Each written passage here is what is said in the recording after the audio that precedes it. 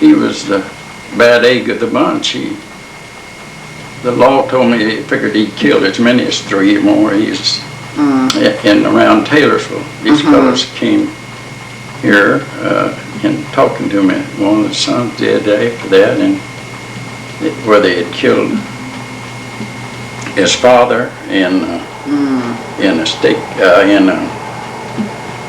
I believe the man was 56-year-old at the time, and this is around 76, and about the same age I was. And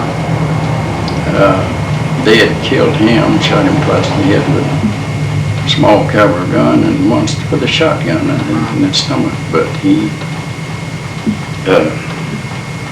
I done kind of like what I felt led to do. I just didn't appreciate it too much, and that way, and I'd saved up money to buy a new tractor at the time, and I think I had less than $1,000 in the bank or anywhere else, and they cleaned me out, and some of this silver is over 100 years old that I had, about $2,000. As I said, today it'd be well worth over $10,000 what they got off from me.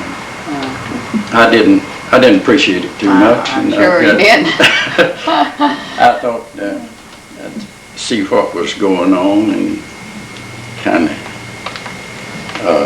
Dr.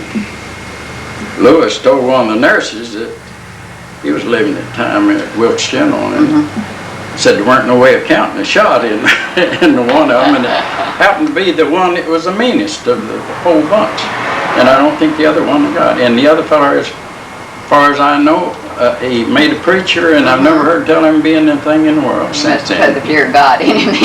I reckon so. I don't know what and I've talked to the man, and I think that the only good thing that really come out of it is one man turning around, you know, as far as that goes, and trying to make something out of himself and realizing the situation.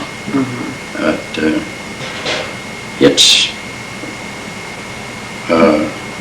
I guess is one thing. I've seen a lot of things come and go at night, and so on, but I'd never had any trouble with anybody. Never been tried to rob.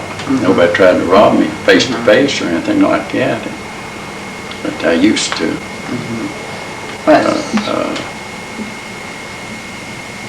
Seems like that this day and time, the world's sort of meaner. Do you ever? Whole lot meaner, and you can tell. Being open at night, you see and notice a lot of things going on that used to wouldn't go, and people not got any morals about them much anymore. Seems like they take a wrong look at it. And it said there's 3 crosses down in a field here. Could you give us a little bit of the story or the history behind the 3 crosses? Yes, they were put there by a Craigville, West Virginia man. Coffindaffer is his name, and he's got crosses up over eastern United States, about from Florida to West Virginia and Ohio, and has about 1,700 sets. He run a coal mine, and he had been operated on down here in North Carolina, and he figured the Lord wanted him to do that, and he put up crosses anywhere and everywhere that people would let him on their land, and he was I believe it's about 6-7 years ago that these were put up, and I thought it was pretty nice of him to do that and to put that much faith in doing and spending what he had. He'd had open heart surgery in North Carolina at the hospital down here, and he just felt led to do that. There's quite a few on 77. I don't know him any much, but I have about over 600 lights, between 500 and 600 lights on these, and that kept them going and kept them, and they turn themselves off at the morning and come back on that night. So these burn all year round, or just yes, lately I have. I used to burn them at Christmas and Easter time, but I just left them on in about the last year or something like that, and just let them go because they're pretty attractive and for the right thing, you know. That's right. And I talked to him one time or two on the phone. He's an elder feller, but he had, I think, something over about 1,700 sets today. And as far as I know, he's still living. And he spent pretty much a fortune or what he had added, and he just felt like it.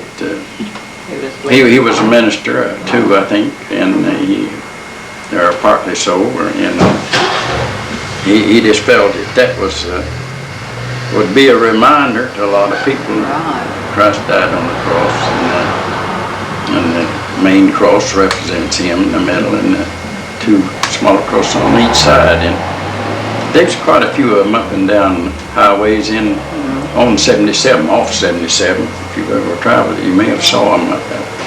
But he's been here about 5 years, and I don't know why, but he said one thing, he wanted to know where Mulberry is at, and I told him, my son, I think, told him when they was putting them up down there to be careful he'd fall in it if they didn't watch it, because that it was mulberry. Said David, I believe, he tied his horse to the mulberry tree, and he just connected everything he could with that, and that's one reason I don't know why he come up off 77 and come here and come on up here. I don't know.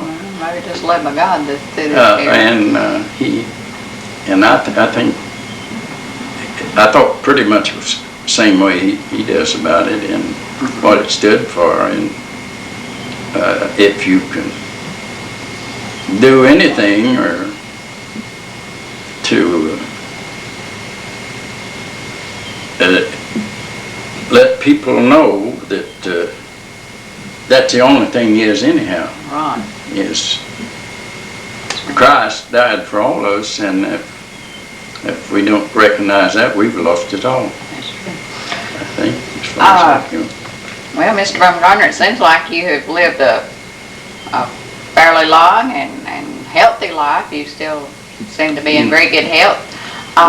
Could you tell me what you might attribute that to, and what you would like to see maybe happen before, as long as you're living? Well, I've lived long enough to know that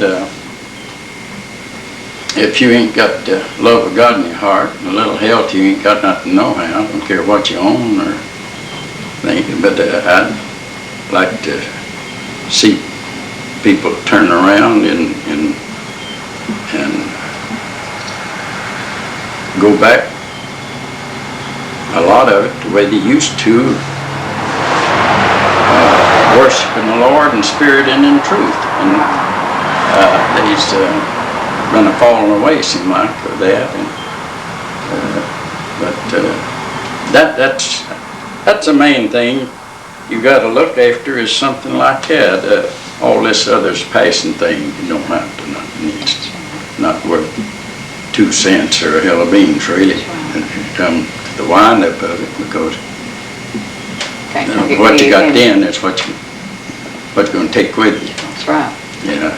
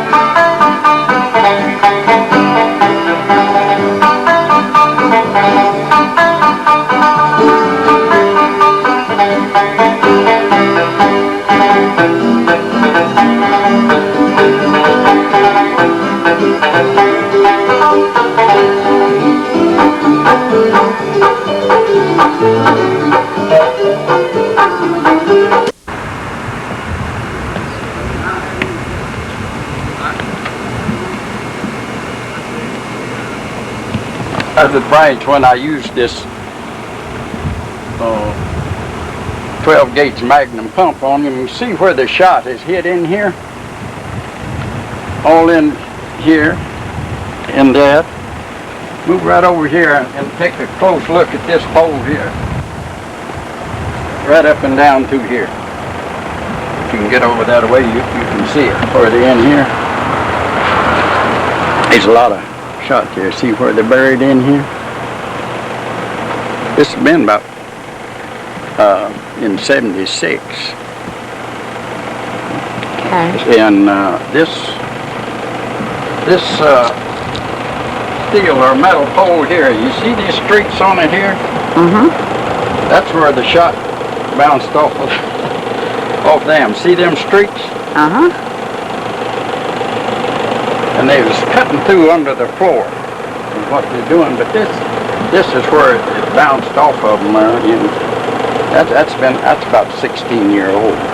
There's sewing going on out here, huh? Yeah, I had it bugged. I was in this house over in there, and I come over here and give Ricky, my other son, another 12 gauge pump gun, and he got on the other side. Uh-huh.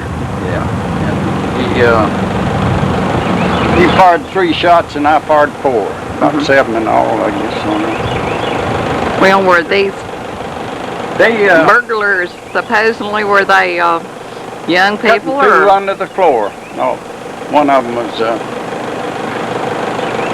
Eugene Pruitt, the main joker in the crowd. They was cutting through under the floor, and he was, I don't know, 40, 45, I guess, time. Good. He's the meanest one of the bunch. Made a preacher out of one of them.